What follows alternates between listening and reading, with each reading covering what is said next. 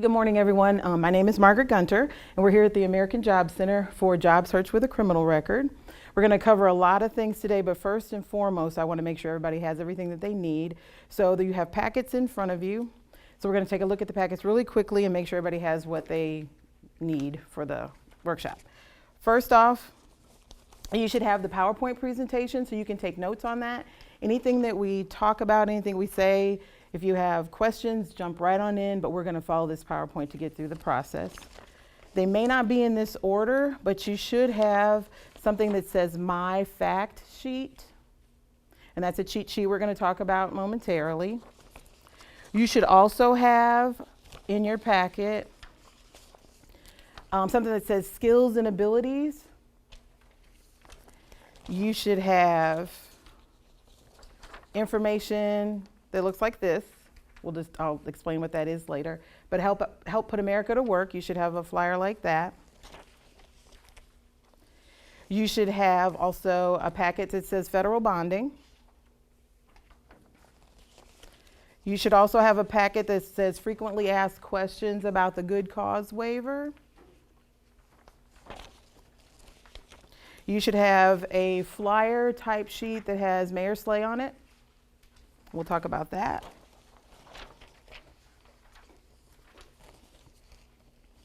There's a packet that also says Criminal Justice Information Services Division.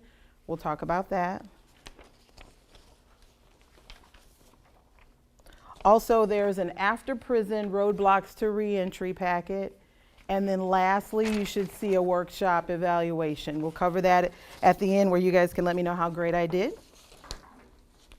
Okay, because I do enjoy talking, I will just go on through the process. So as we go through, if you guys find that you have questions, just jump on in there with them, okay? All right, so let's get started. So I want to say, and I'm going to read this directly off the board. Okay, there are a variety of processes that lead to employment, and we're going to talk about one of those in this workshop. However, the information contained in this workshop is designed for educational purposes only. It's not intended to serve or act as legal advice. So for advice, please contact an attorney. Okay. Alrighty. Now, having said that, that's our little housekeeping for the moment. So here's pretty much what we're going to cover. We're going to talk about how to navigate the job search process. We're going to highlight the steps to your success in the process. We're going to identify some of the pitfalls and possible setbacks. This is a section, though, if we start to get into some of the things that can happen, if you've had individual experiences that we don't get into, it's helpful for the entire group, so don't hesitate to mention or discuss it, okay?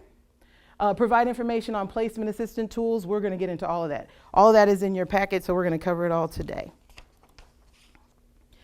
Job search process is pretty much the same way for everyone, regardless as to whether or not you have legal issues or if you have a past history. It's pretty much the same for everyone. The important things to remember are that one part of the process connects to the next part of the process, connects to the next part of the process to success. Okay, so with that said, the resume is the beginning of the building block. The thing to remember as part of this puzzle process, everything actually starts with the process of finding positions to apply to. But once you have that, then there's no getting around following this process to the end. So you start with a resume, application process, interview process, and then you're trying to get to the ultimate goal, which is the offer. Okay, so we're going to talk about how to do that today. The resume process, the process begins pretty much the same way for everyone. You're going to begin by gathering information about past positions. We're going to also talk about how you can define your skills from those positions. And then lastly, you create the document. Put it all together to actually have a resume in the end. So before we talk about compiling the cheat sheet, then can I ask, does anybody have a resume that they're using currently? I do. Okay. Does anybody else? No? Okay, so the information we're given today may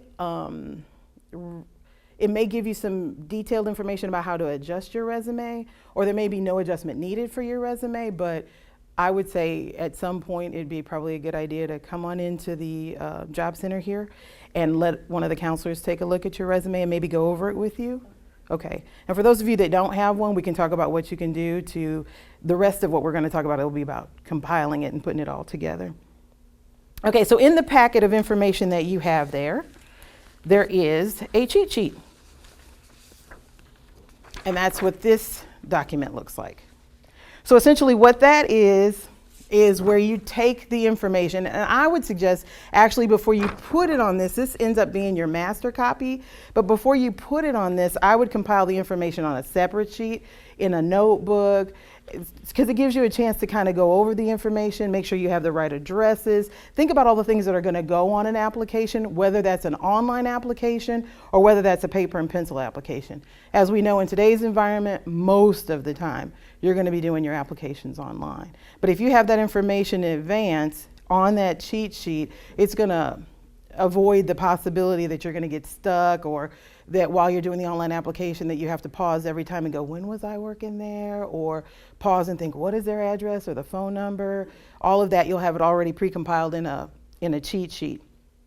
Putting that information together, though, is really important when it comes to the accuracy of it and the consistency of it when you're actually using it to fill out applications, whether it's online or on paper. Moving to the types of resumes that there are out there.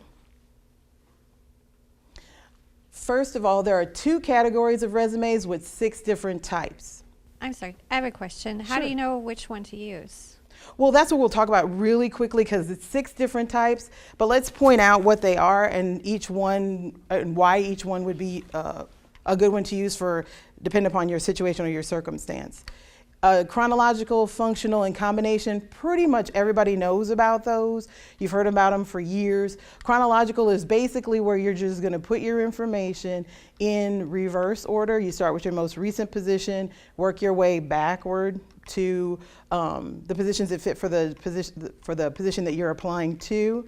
Functional would be more skills-based. That's where you're putting the information onto a resume based on the skills that you want to present to the employer, again, for the particular job that you're applying to. Combination is just like it sounds, is a combination of those 2.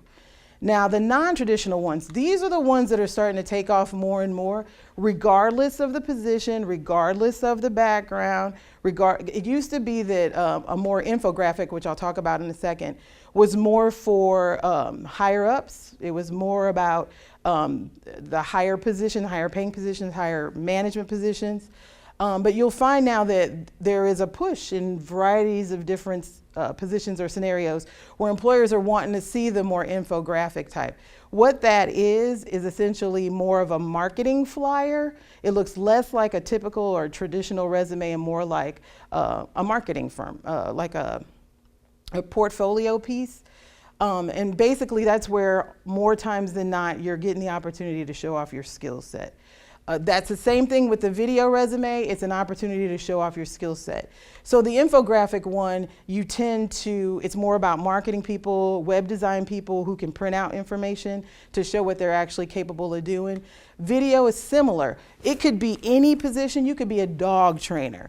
And for your video resume, you would actually show yourself in the process of training a dog or taking a dog through certain tricks or whatever the case may be to illustrate what you're capable of doing.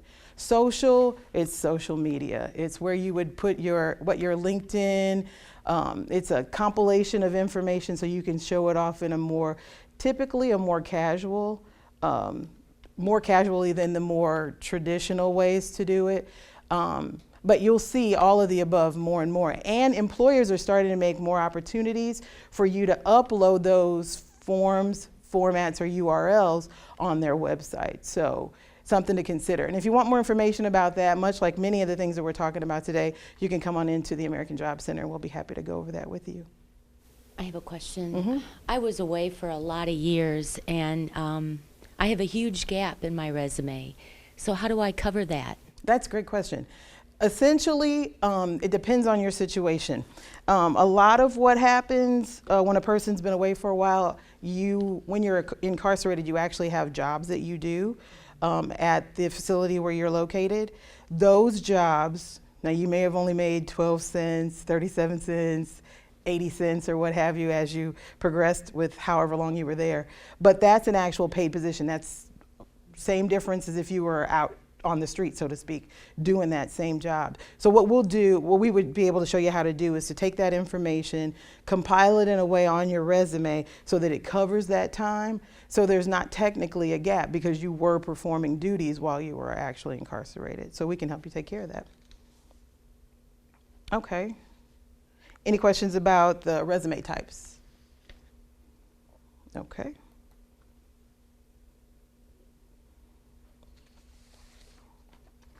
Okay, some of the challenges with resumes, again, like you just mentioned, there can be some gaps in your work history, and not just because of the time that you were incarcerated. If there were gaps in your work history prior to that, say that you were operating as a caregiver for an ill family member, there could be any number of things that could have occurred. Stay-at-home mom at the time. Those are all things that we can talk to you about how to cover that, those gaps in your work history. It doesn't just have to be about incarceration, but you can cover that time. You can cover it not only in the resume, but at times you can also get into, we could talk to you about it individually if you have this issue. We can talk to you about it individually about how to cover it also during the interview.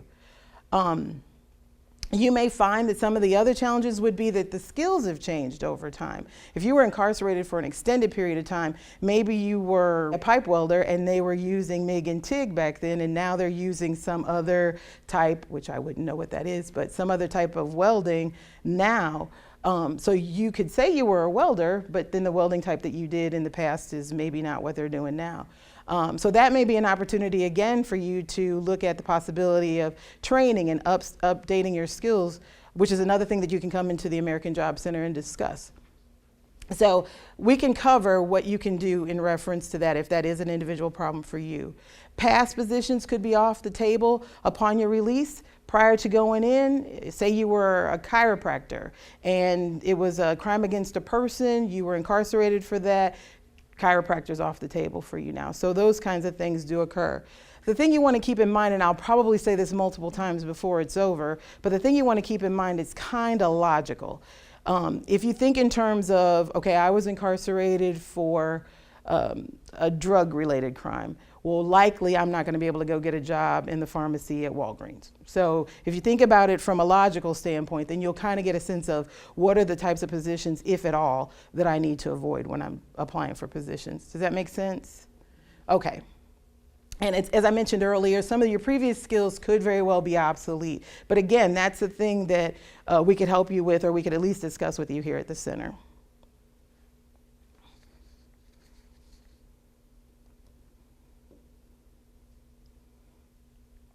Okay.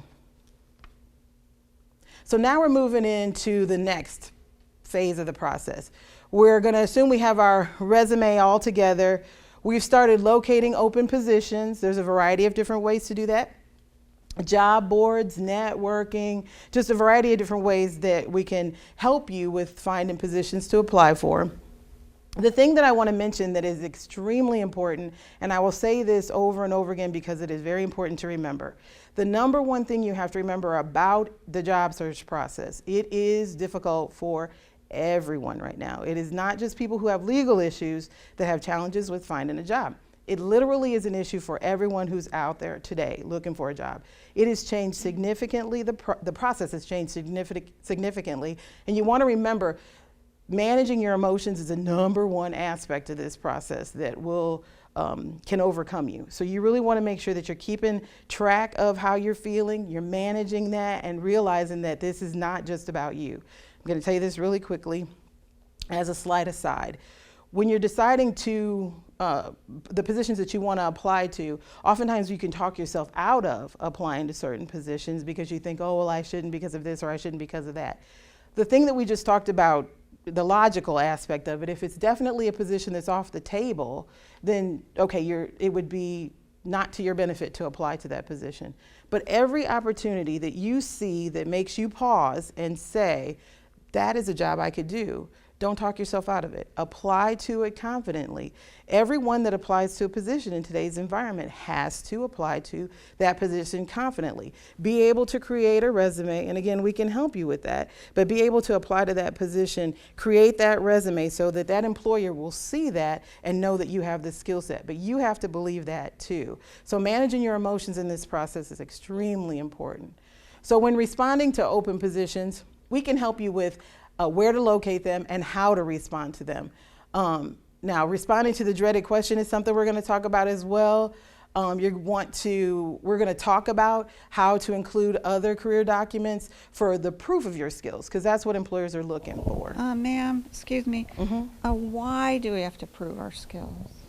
Everybody has to prove their skills. That's the point of the process. An employer needs to know that there used to be a mantra amongst HR people where it was best candidate, best candidate, best candidate. And it was a lot different then, because best candidate meant you had 25 people to choose from and you could pick best candidate a lot simpler.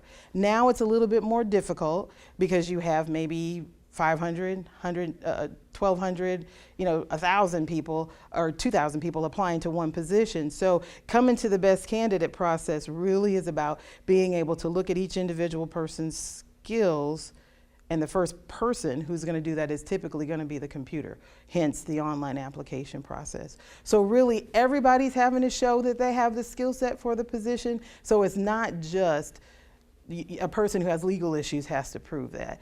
Everybody has to prove that, and that's part of the battle of finding your next position. Good question though.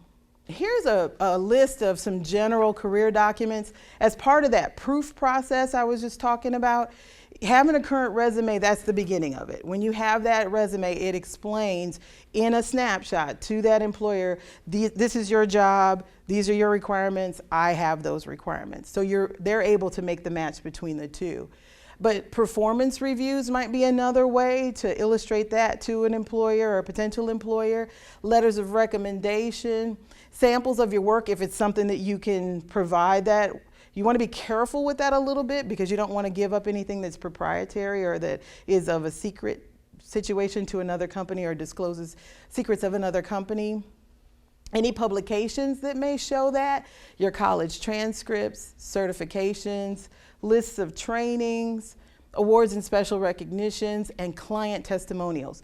Not only client testimonials, but say you have a clergyman that you've been close to since childhood. They might be able to provide a recommendation for you. All of this can be compiled and put together in a packet that you can present to a potential employer.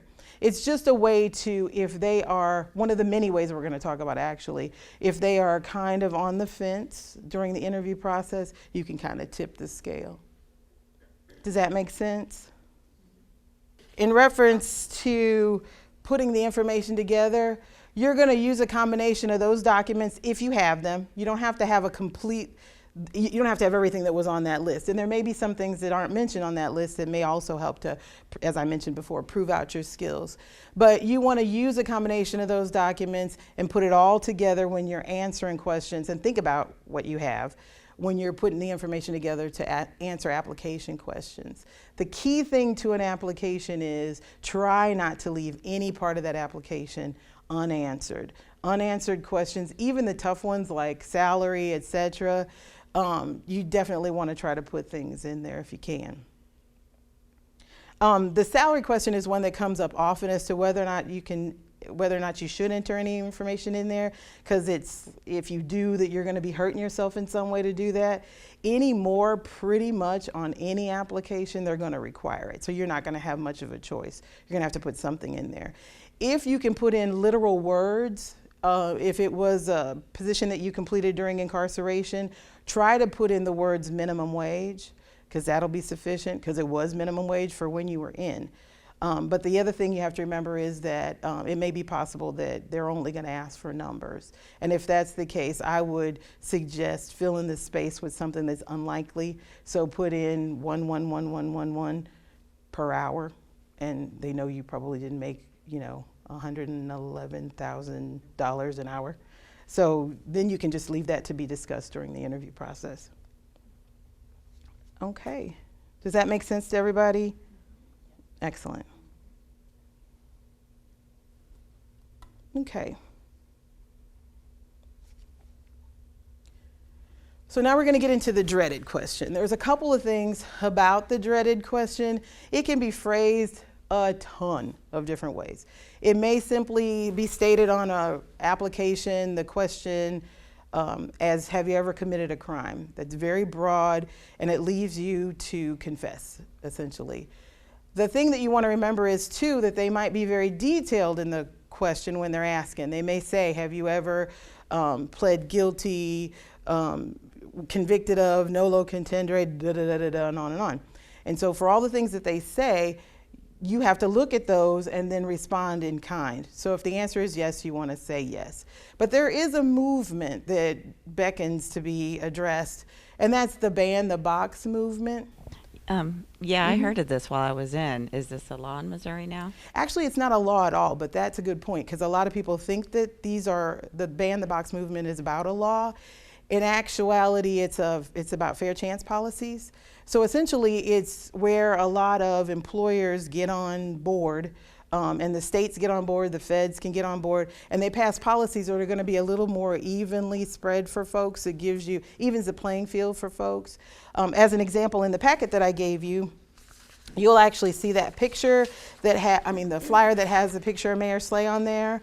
That's from Fox 2, when they did an article about the fact that the city of St. Louis took that question off their application, so it's no longer asked. And the point of that is very much like the policies that other places are starting to put into effect, the fact that it evens the playing field. You're going to likely do a background check anyway, because something like 87% of nationwide, 87% of the companies do background checks. So likely you're going to do a background check anyway. This evens the playing field. You'll find out about it, can discuss it at that time. So this has been removed from the city applications. You'll find that other places are voluntarily doing that as well. The state of Michigan is one of the entire state. It's a fair chance policy state, and so they're one of the biggest ones to get on the ban the box bandwagon. So you definitely want to make sure that you're aware of that, so that if the question is not there, don't try to, in the comment section where they ask, is there anything else you want to tell me? Don't start confessing. Well, by the way, I've got this criminal history and let me tell you all about it. So no, don't get into it at that point. But if the question is there, let's talk about how you should answer that question.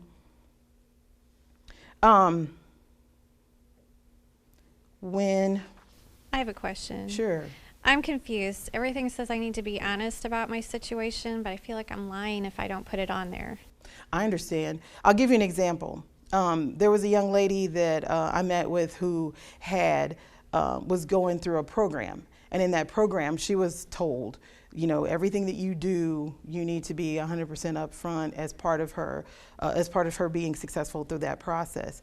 And it is to not say specifics about what you've done is not to say, or what has happened, is not to say that you're lying. It's just that for the purpose of an application, and that's what you want to keep in mind, for the purpose of the application, it's about information gathering, technically to determine whether or not you have a skill set equal to what they require. So you want to keep that in mind when you're deciding to answer questions and how to. So when the dreaded question comes up, it's not that you have to get into a long story about your situation. As an example, when they say, whichever way that they say, have you ever been convicted of a crime? If it's there, check the box yes, that is your past. But then for the please explain section, instead of getting into a story, it was a dark and stormy Thursday night, too much detail. So instead, you're going to say to them, you're just going to write in that you would explain in the interview and you can be bonded, which is going to segue us to the bonding program. That's in your packet as well. It looks like this. Now this is a packet, much like any of the packets, and I'm actually jumping ahead a little bit, but much like any of the packets that we have in there, you can copy these and and pass that information directly on to the employer. I probably should wait to talk to you about this in more detail when we get to that section. But yeah, This is going to be one of the best tools of the tools that we talk about, because it is one of the ones that the employers don't know as much about. So they're interested to hear about it as well. So you'll find this becomes very helpful for you. And that might be. Okay. So now let's say we've gotten past the dreaded question. We've passed the resume. Now we're into the interview part. So preparing for an interview, you definitely want to make sure that you review the notes from the particular position, that job lead. Everything in human resources, everything comes out of the job description. Literally everything comes out of that description. So job description decides what's going to go into the job lead. Job lead from that job description, also they're going to make determinations about what kinds of assessments they're going to do, if any, because everything is about getting you back to that skill level that they're asking for out of that job description. Does that make sense? Okay. So anything that you see on that in that job lead where they'll say you need to be organized, or you need to have the ability to use a certain tool. These are all things that they're going to ask you about to verify that you have that skill set. Now, both in the resume and in the interview section, that skills and abilities packet, that's going to help you. What it does is it breaks out the variety of different skills. It breaks them out by position. It breaks them out by whether or not they're transferable from one position to another or in multiple positions. So you'll have the opportunity to kind of think about your skill set so you can more easily discuss it, whether it's actually talking about it in your resume or actually talking about it in the interview. So the number one thing you want to make sure you do is, when you're aware of what it is that they require, also make sure that you have examples of each one of those things. Because if they say that they need if they say that they need someone who's organized, you want to make sure that you can show an example in your employment history of where you were organized. Organizing your recipes for a cookbook that you're trying to put together with your cousin, not exactly what they're looking for. However, if you can talk about how you took a room that had nothing but files in it that were disorganized, etc., and how you were able to put together an organizational file where everyone could come in and use that, better example. If you need to remind yourself of what you want to say and the examples you want to use, perfectly fine to create note cards to take with you. Or if you have like a folder that you're using, you can write them in that folder just to help yourself be reminded. Because a lot of times once we get into an actual interview, you're nervous, and so maybe you wouldn't remember everything you want to remember, so it can go on there. Does that make sense? Okay.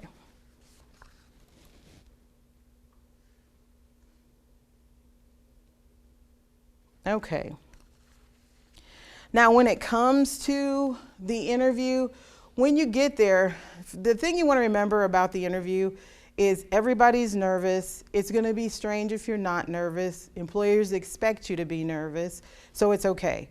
But the number one thing you want to remember is this is not only about them getting to know you so that you can secure a job with them. You want to get some sense of who that company is, and you want to have some ideas about whether or not you really want to work there. Towards the end, they're going to ask you questions, and they're going to ask you if you have questions, and we're going to talk about what you need to say when that comes up shortly. But practice how you want to address your legal issues from the past. As I mentioned before, too much information is still not good. You don't want to get into too much detail. I will tell you that some companies that don't do background checks will find other ways to gather information from you. So the question may not be on the box for you to check on the actual application, but you may find that a person, the hiring manager or the HR person, will stack up their papers in front of them, and they'll look at you and they'll say, "So, is there something you want to tell me?" And whether you know you will or not, you'll start to sing like a canary. Well, it was this day, and then this happened, and that happened. So you really just want to be mindful of that, because you never want to lose sight of the fact that they're the employer, they have the job, you're the candidate, you want the job. So really keep it in the box in reference to the details of it, because it's not pertinent to your skills. What you're there for is to illustrate your skills. So confidently go at every single opportunity, every single interview with the thought that you're going to use your skills to obtain that job. Does that make sense? Okay. Become familiar and comfortable with tools that can enhance your employability. That's the stuff we've got in the stack. So now we're going to get back into what those things are. The Workers' Opportunity Tax Credit, pretty much every employer knows about that. There is a flyer in your stack, so it's something that can be used to pass the information on to them. And like I said, I would recommend all the tools that I'm going to hand out to you today, which are the first 3 things there. You'll be able to pass on to the employer and actually use that to enhance your relationship with them. And hopefully, if they're on the scale, or sorry, on the fence, that you'll tip the scale. Okay, so that's one of the things. The Work Opportunity Tax Credit is basically a tax credit that they receive if they hire you on as an employee. And they're very much aware of it because there are several different folks, veterans, people who receive TANF, et cetera, who are eligible for them, if they hire, for them to receive that tax credit. The one they're not so much aware of, again, is going to be the federal bonding. Can I just put that down? Oh. Now that federal bonding program, as I mentioned before, this is huge because most employers do not realize that this is out there. I get calls all the time about this here at the center, but what I do is pass them on to the person who's the coordinator for the state. And you have this information in this packet, and I'll point it out to you. But essentially what this is a document you want to become extremely familiar with when you go in to interview with an employer, so you'll be able to talk to them comfortably about the information that's in it. Essentially, if they hire, and this is in a nutshell, so you'll really want to make yourself familiar with it. But in a nutshell, if an employer is interested in hiring you in as a candidate or as an employee, then what they would do, or what they could do if they had some concerns about any liability that they may suffer if they have you as an employee, they're covered for that. And it's called a bonding program, but essentially what that is an insurance premium that the government pays, starting at a $5,000 increment up to $25,000 in $5,000 increments. So that if you break a vase, that's between you and the boss. But if you back your truck up to the door and take out the Xerox machine and all the copiers, well, that's an issue. So that would be something that they could actually recoup their loss. So if they have some concerns, this oftentimes, very often, tips the scale in their favor because their opportunity to suffer any kind of loss is significantly lessened. Does that make sense? The packet is all Q&A. So any kinds of questions that they would typically have, this pretty much covers it. More often, they want to know more. It seems like more often what the employer wants to know is how long does this last? The premiums itself are covered by the government, by the federal government, for the first 6 months of employment. After that, if they want to continue that, they would have to pay the premium after that. But pretty much, I mean, after 6 months, they've decided, yes, we trust you, or not so much if they have a challenge with that. Does that make sense? The second to the last page, if you guys want to take a look, the inside last page looks like this. And the coordinator information for the state of Missouri is on that page at the bottom left corner there, or bottom right corner, sorry. And that's who you would take this information with you to the interview, describe how this protects the employer, and then if they have questions, suggest that they contact the person listed here. Questions about that? Okay. Now another thing, I'm not sure if anybody here is looking to get involved in a position through healthcare or in healthcare. However, if you are, the thing you want to keep in mind is that for some people, much like the chiropractic situation I explained earlier, that's not going to be possible. If ever there's a crime against a person, that you've been convicted of, that's going to pretty much take it off the table for you. But there are some opportunities to at least attempt to get back into the field, and here's how it would happen. There's something called a good cause waiver, and in your packet there's a frequently asked questions about good cause waiver. And basically, again, in a nutshell, and if healthcare is something you're considering getting involved in, definitely consider looking at this packet in more detail.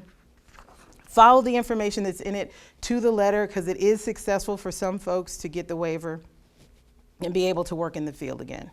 But essentially what happens is you apply for the waiver, and the waiver essentially is the Department of Health and Human Services saying that, Health and Senior Services saying that you would be clear to go ahead and go back into some aspect of a healthcare position. So it depends on what the situation was, how long ago, et cetera, that they'll take into consideration. But they will be asking, and so prepare yourself if you do fill this out. In the application, they ask for an extensive amount of detail. So they're going to go comb through it with a lot of detail. Make sense? Okay. Now, the other thing you want to consider too is that much like your credit score, and you hear people talk about credit scores all the time and be aware of your credit score, you also want to be aware of your background. You want to know what it is that employers are actually going to see in reference to you. So you want to do a background check on yourself, particularly if your disposition was one where the information should have been expunged at the conclusion of, say, your probation or parole, or your probation, then you would want to actually go through Highway Patrol. This is in your packet as well. And you would do a background check on yourself, essentially. Now, you're going to see more than an employer is going to see, because you're going to see your arrest record. You're going to see everything from, the dawn of time to current, whereas an employer may not see all of that. So you're going to fill this information out, and you can contact the Missouri Highway Patrol. Don't go to a substation. Go directly to the main, and they'll do it for you there. Or you can also send this in online and do it that way too. But they have different fees for whichever one you want to do. Now, if you look on there, there's currently it's $11 for the state, where they do a background check for you for the entire state of Missouri. But if they do a fingerprint check, that's where they're doing it for the entire country, where they do it for the federally to see if there's anything anywhere. And that would be $20 currently. Now that can change because it was recently like $10 and cheaper for the other one too, but that has since changed. So it could go up at any time, but currently that's what the prices are for that. But I would recommend, if it was outside, if there was any issue outside the state of Missouri, get the fingerprint one. Even though it's a little bit more expensive, you'll definitely see what's out there. Because you got to remember, number one, people are filling this information in just like your credit score. I mean, something can go on there that's your cousins or your uncles or somebody who has a name similar to yours. Same thing can happen with this kind of information. Doesn't happen often, but it does. So you want to make sure that you check on it to see what's actually out there. Does that make sense? Okay. Okay, let's see.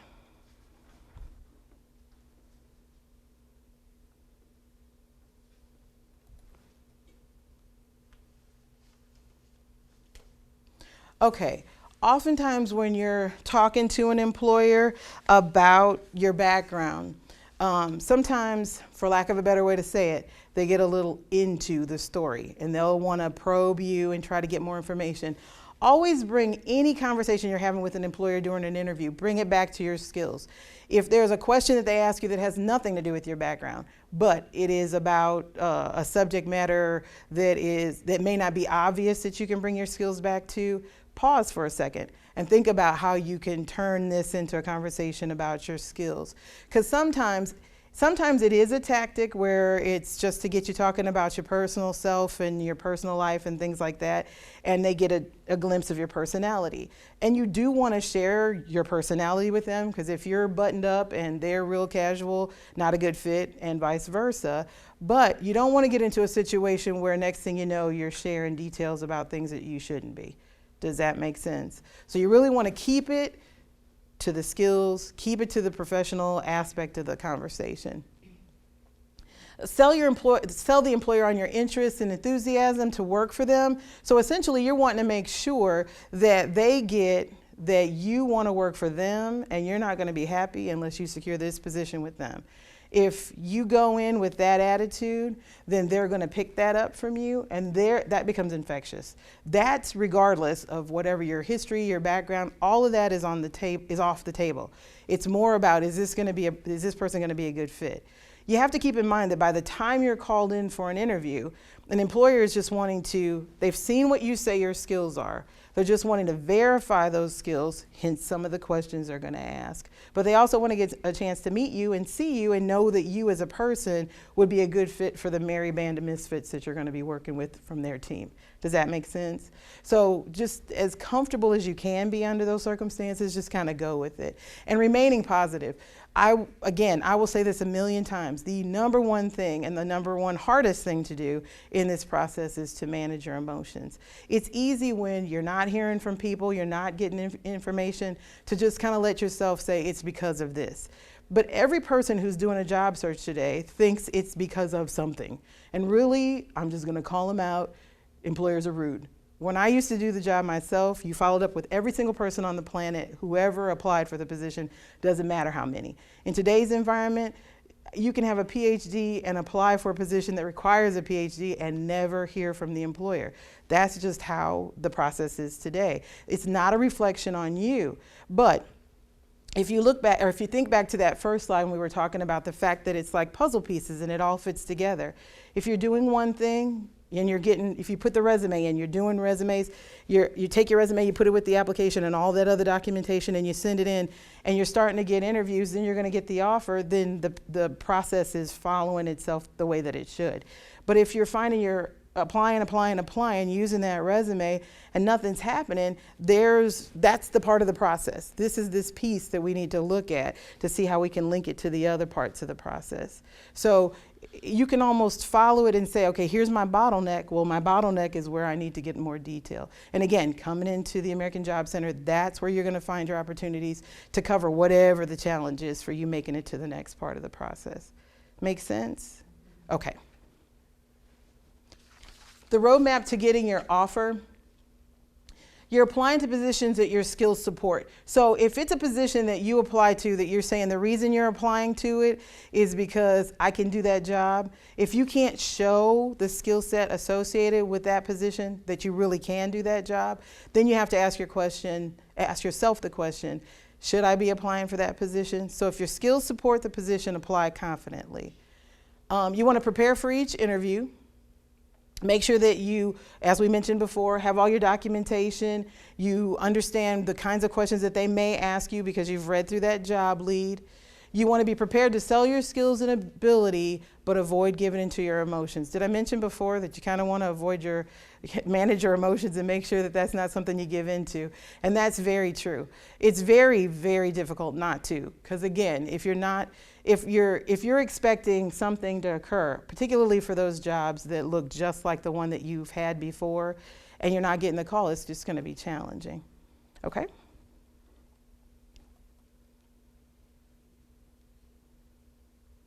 Now the takeaways, again, mentioning managing your emotions, it's really important.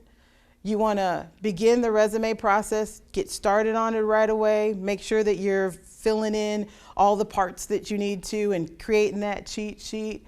Complete the applications, and as we talked about how to answer those tough questions and then ultimately closing that deal. You know, it's so hard to do when they don't respond to you. It's like they're ignoring you, and I need a job. Understood. And that's exactly how most people feel, and it's regardless of the background or regardless of what you're going through, and I can't stress it enough, yes. But let me say this to you. We move how we think. So if how we're thinking is, I'm desperate, I'm desperate, I'm desperate, that's how you're moving. The thing you have to remember about the job search process as a whole is that ultimately you're still the driver. You're still the person in the driver's seat. Now we can help you here navigate the process, but it's your bus to drive. If you're taking an avenue that's not working for you, come on in and let's talk about it, because we can help you guide through to maybe taking another avenue to address the issues if there are any, but help you get to that success. So give us an opportunity to do that for you. So in closing, job search is a difficult process for everybody. It's not just for people who have backgrounds or anything like that, I know. Finding a job takes process dedication. So if you move through the process the way you're supposed to, then you're gonna find that you're dedicated, dedication equals success, and success is guaranteed. Are there any questions? I don't have any right now, but what if I think of something later? You can come into the American Job Center, and we'd be happy to answer any questions that you might have. Thank you.